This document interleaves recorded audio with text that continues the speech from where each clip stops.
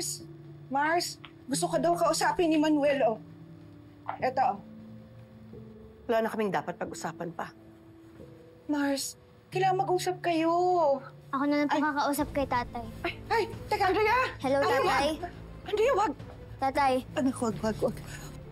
Anding, Kausapin ng tatay mo. po ba? Andrea. Nagpakasal po kayo sa Hazel na yon? Tatay yan? Huwag mo ang kausapin! Jeff! Ano ba yan? Akin na! Anak, sorry. Kung ganun po, totoo? Pero bakit po, tatay?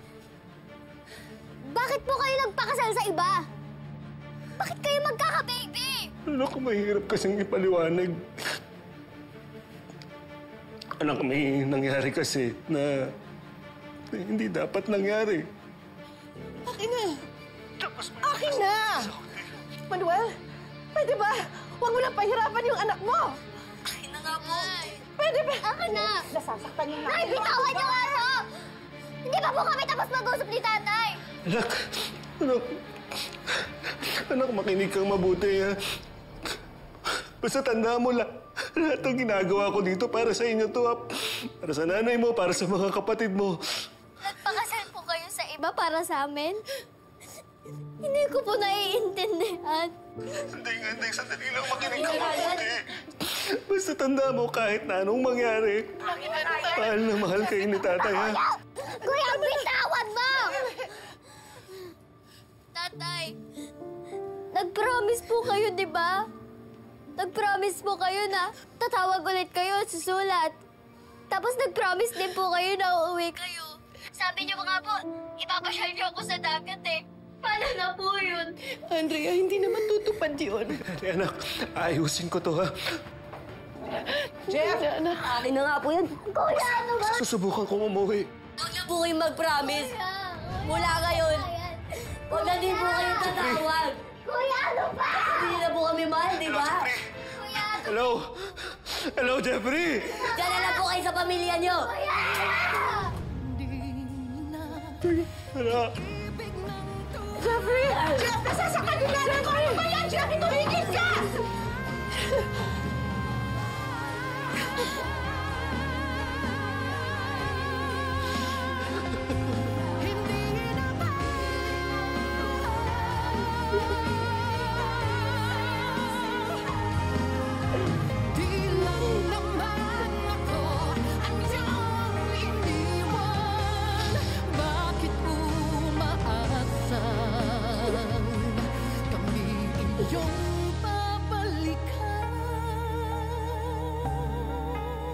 bakit ka kasi nakialam, kuya? Alam mo naman na kausap mo ba si tatay, di ba? Nakikinig ka pa. Eh, sinungaling naman yun. Hindi kaya, di ba sabi niya, aayusin niya daw lahat para makauwi siya dito? Anak, tama na. Paano siya uuwi? Eh, may ibang asawa nga. Uuwi pa rin si tatay! Uuwi siya! Tama na! Hindi mo kayo titigil! Huwag nga kayong mag-away! Wala rin naman pupuntahan ito eh. Andrea, kahit maglupasay ka pa dyan, hindi na babalik ang tatay mo. Hindi na natin siya makakasama kahit kailan.